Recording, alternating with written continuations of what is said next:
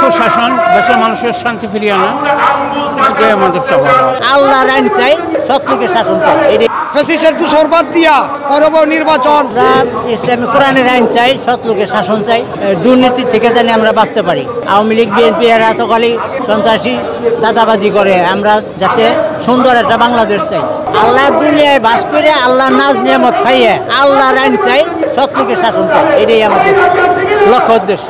আন্দোলনে দেশে ভালো শাসন ব্যবস্থা করার জন্য, কায়েম করার জন্য, ইসলামিক শাসনতন্ত্র কায়েম করার জন্য আমি খুব ক্লান্ত, বহুত হারছি তো, অনেক দূর হারছি। আমাদের জানমালের বহু নিরাপত্তা ছিল না, আমাদের কোনো শান্তি ভাবনা চলাফেরা করতে পারি নাই, বিভিন্ন অসুবিধার মধ্যে আমরা ছিল।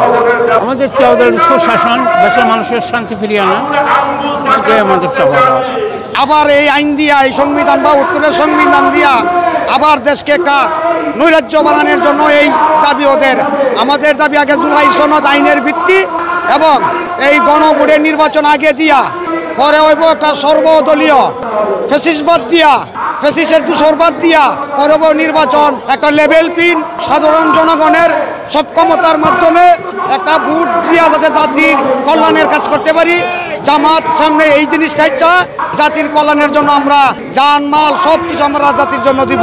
আমরা সুন্দর একটা বৈষম্যহীন একটা সমাজ করতে আমরা লক্ষ্য সামনে আমাদের।